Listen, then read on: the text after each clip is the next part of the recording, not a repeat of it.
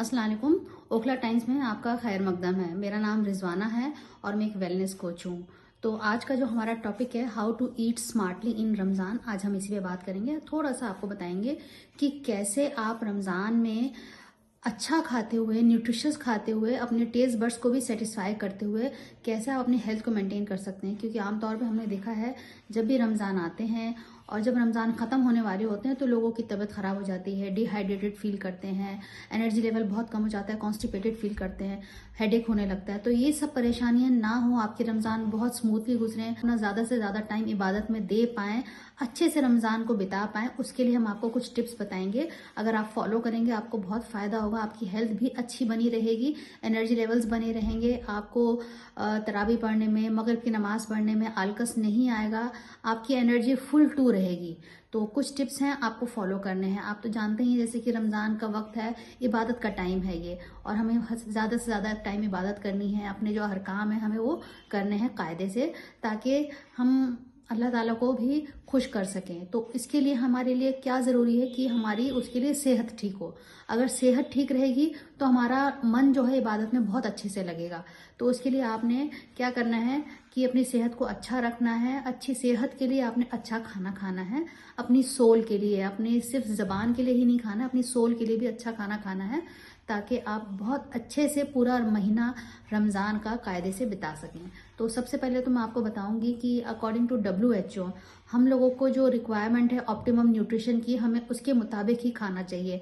तो optimum nutrition क्या है? वो न्यूट्रिशन जिसमें सारे न्यूट्रिएंट अवेलेबल हो, हम जो भी खा रहे हैं, ब्रेकफास्ट, लंच, डिनर, अफ्तारी या सहरी, उसमें वो सारे न्यूट्रिशन अवेलेबल होना चाहिए ऑप्टिमम न्यूट्रिशन के अकॉर्डिंग। तो ऑप्टिमम न्यूट्रिशन क्या है? जिसमें कि कार्बोहाइड्रेट भी होना चाहिए, प्रोटीन भी होना चाहिए, वाइटामिन मिनरल्स भी होने चाहिए, फाइबर भी होना चाहिए, पानी का इंटेक भी अच्छा होना चाहिए। तो ये सारी चीज़ें मिला के आपका ऑप्टिमम न्यूट्रिशन होता है, जिसमें कि 40% कार्बोहाइड्रेट, 30% प्रोटीन और 30% हमें गुड फैट लेना है। तो इन तीन चीज़ों में डिवाइड किया हुआ है पूरा ऑप्टिमम न्यूट्रिशन। अगर आप इन तीन चीज़ों पे ध्यान देते हुए अपनी रेसिपीज तैयार करेंगे, अपना खाना तैयार करेंगे सहरी में और इफ्तारी में, तो आपको कोई भी दिक्कत नहीं आने वाली है। तो प्रोटीन इंटेक के लिए आपने क्या करना है, आपने जो चीज़ें आप इंक्लूड कर सकते हैं अपने खाने में, चिकन हो गया, फिश हो गया, काला चना हो गया, सफ़ेद छोले हो गए, अंडे हो गए, दही हो गया, जितनी भी दालें हैं, इन सब को यूज़ करते हुए आप अपनी रेसिपीज तैयार करिए। पनीर हो गया, डेयरी प्रोडक्ट जो होता है, उन सब में प्रोटीन की मकदार रहती है। तो आपने अपनी जितनी भी रेसिपीज तैयार करें, इन सब एलिमेंट्स, इन सब इंग्रेडिएंट्स को यूज़ करते हुए आपने अपना मील प्रिपेयर करना है, ठीक है, इफ्तारी प्रिपेयर करनी है। तो 30% आपका प्रोटीन होना चाहिए। अगर मैं उसको ऐसे समझाऊं कि अगर आपका वेट सपोज 60 kg है, तो आपका प्रोटीन इंटेक भी आपका 60 ग्राम होना चाहिए प्रोटीन, ठीक है। अगर आप नॉर्मल सेडेंट्री लाइफ, अगर आपका मतलब बहुत ज़्यादा फिजिकल एक्टिविटी नहीं है, तो आपको 60 ग्राम प्रोटीन लेना है। अगर आप वर्कआउट करते हैं, जिम जाते हैं, तो उसको अपने वेट से इंटू 1.5 कर लीजिए, तो ये उतना हो जाएगा, ठीक है ना। अगर आप बहुत ज़्यादा जिमिंग करते हैं, रमज़ान में जा रहे हैं, तो मैं कहूँगी कि अभी इतना ना करें, नॉर्मल तरीके से आप जिम जाएं, हल्का फुल्का वर्कआउट करें, अपनी एनर्जी को ड्रेन आउट ना करें, हल्का फुल्का करेंगे तो अच्छा रहेगा। तो इस तरह से अपनी प्रोटीन की रिक्वायरमेंट को पूरा करना है। मैंने आपको बता दिया प्रोटीन किस किस में है और कितना आपने प्रोटीन लेना है, ठीक है। सपोज मेरा वेट 65 है, तो मैं कोशिश करती हूँ कि मेरा 65 ग्राम प्रोटीन मेरी तीनों मील्स में चले जाए। अभी तो फिलहाल हम 2 ही मील करते हैं, सहरी और इफ्तारी, तो उन 2 में मैं अपना डिवाइड कर लेती हूँ 65 ग्राम प्रोटीन, ठीक है। तो इस तरह से आपने करना है। अब आ जाते हैं हम कार्बोहाइड्रेट्स पे।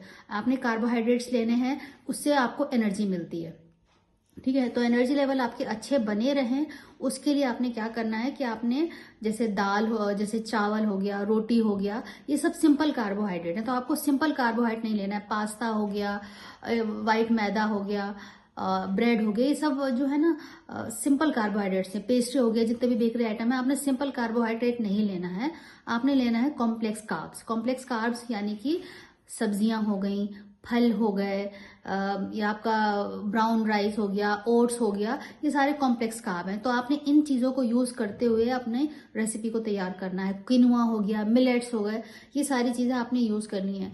तो आपका कार्बोहाइड्रेट्स का जो इंटेक है वो पूरा हो जाएगा इस तरह से, ठीक है। उसके बाद हम आ जाते हैं अपने फैट्स पे, ठीक है ना। तो फैट्स आपने कितना लेना है, 30% लेना है। तो फैट आपको कहाँ से मिलेगा, ऑब्वियसली थोड़ा बहुत आपको उसमें घी लेना पड़ेगा, ठीक है। आप उसमें मस्टर्ड ऑयल यूज कर सकते हैं। गुड फैट आपको कहाँ मिलेगा, अखरोट में मिलेगा। जितनी भी सीड्स हैं, पंपकिन सीड, सनफ्लावर सीड, इन सब चीजों को आप यूज करते हुए, ड्राई फ्रूट्स हो गए, इन सब में आपको गुड फैट मिलेगा। तो आप इन सब चीजों को यूज करते हुए अपनी रेसिपीज तैयार करिए। तो जब आप अपना कुछ भी अफ्तारी तैयार कर रहे हैं, आप देख लीजिए कि आपने प्रोटीन के लिए क्या लिया, कार्बोहाइड्रेट के लिए आपने क्या लिया, और गुड फैट के लिए आपने क्या लिया। इन सारी चीजों को इनकॉर्पोरेट करते हुए आप अपनी रेसिपीज को तैयार करना है। तो अगर आप ये सब ध्यान देंगे तो आपकी हेल्थ बहुत अच्छी रहेगी। इनफैक्ट आपका वेट भी कम होगा। अगर आप लगता है कि रमजान में आपका वेट बढ़ जाता है, आमतौर पे हर घर में मैं देखती हूँ कि तला हुआ सामान जरूर बनता है, फ्राइड आइटम्स बनते हैं, शुगरी आइटम्स बनते हैं, रूह अफ़ज़ा बन रहा है, नींबू का शरबत बन रहा है, कोल्ड ड्रिंक्स चल रही हैं, तो आपको ये सब चीजें बिल्कुल नहीं लेनी है, बिल्कुल अवॉइड करें। वंस इन अ वाइल आप कभी कभी ले सकते हैं, महीना भर में कभी कभी आप ले लीजिए, लेकिन एवरीडे अगर आप लेंगे तो आपकी सेहत उससे खराब होनी ही होनी है। तो आप फ्राइड आइटम्स अवॉइड करिए, आपके जो कोल्ड ड्रिंक्स हैं वो अवॉइड करिए, नींबू का पानी, शरबत चीनी डाल के जो बनाते हैं वो हो गया, रूह अफ़ज़ा हो गया, इस तरह की कुछ भी ड्रिंक्स मत बनाइए। इनफैक्ट आप कभी कभी फ्रूट एंड एप्पल को मिला, फ्रूट्स और वेजिटेबल्स को मिला के आप अपना कोई भी जूस तैयार कर सकते हैं, और उसको बिना छाने पी लीजिए। उसको छानना नहीं है, क्योंकि वो फाइबर है, तो वो आप हटा देंगे तो वो जूस का कोई मतलब नहीं रहेगा। उसको बस पीस लीजिए और उसको आप बना लीजिए एबीसी जूस जिसको हम बोलते हैं। उसमें आप एप्पल डाल सकते हैं, बीटरूट डाल सकते हैं, सी के लिए आप कैरेट डाल सकते हैं, आप विटामिन सी के लिए आप आंवला डाल सकते हैं। तो यार ये सारी चीजें यूज करते हुए अपने जूस बना सकते हैं।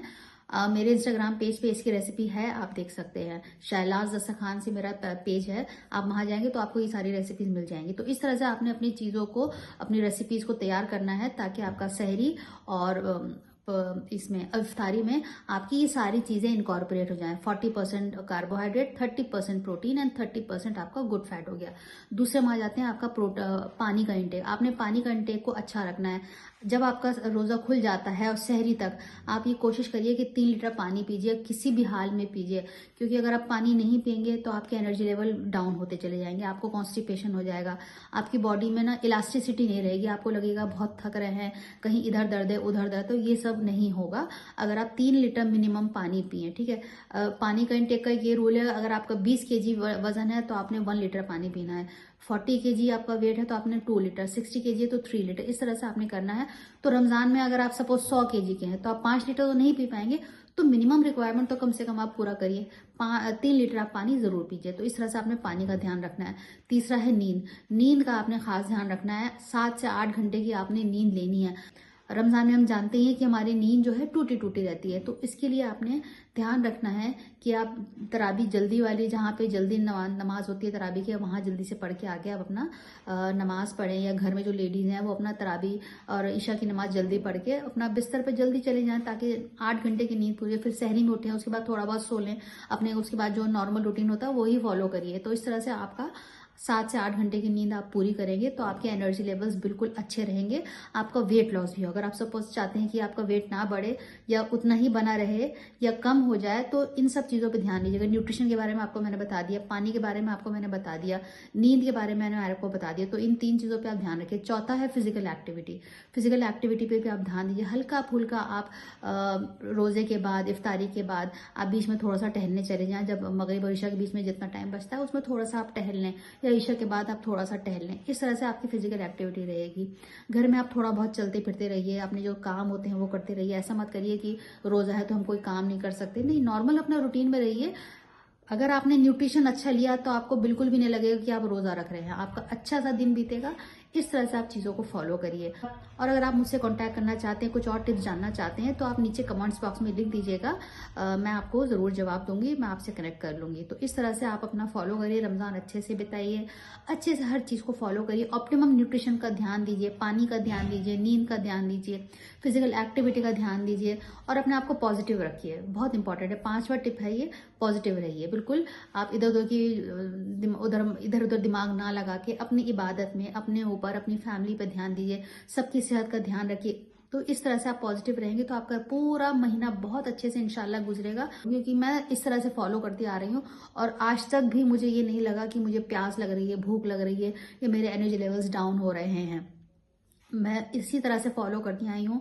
और शहरी में जो है मैं कोई भी रोटी पराठा इस तरह की चीज़ नहीं लेती हूँ, ये दाल चावल ये प्रॉपर खाना नहीं लेती हूँ। मैं अपना प्रोटीन शेक लेती हूँ, साथ में एक दो कोई फ्रूट ले लिया या खजूर ले ली, इस तरह से मैंने अपना सहरी लेती हूँ। अफ्तारी में मैंने कोई फ्राइड आइटम नहीं बनाती हूँ, मैं कुछ शुगरी आइटम्स नहीं रखती हूँ। फ्रूट एप्पल या कुछ भी वेजिटेबल्स मिला के मैं अपना जूस तैयार करती हूँ, तो जिससे कि हमारी वाटर की इंटेक पूरी हो जाती है। तो वो जो जूस मैं बनाती हूँ उसमें उससे जो है ना हमारा इलेक्ट्रोलाइट्स का कमी पूरी हो जाती है। इस तरह से आप फॉलो करिए तो आपका बहुत अच्छे रमज़ान गुजरेंगे। तो बहुत बहुत शुक्रिया आप लोगों का मुझे सुनने के लिए। कुछ भी बात हो आप कमेंट्स बॉक्स में ज़रूर लिख दीजिएगा।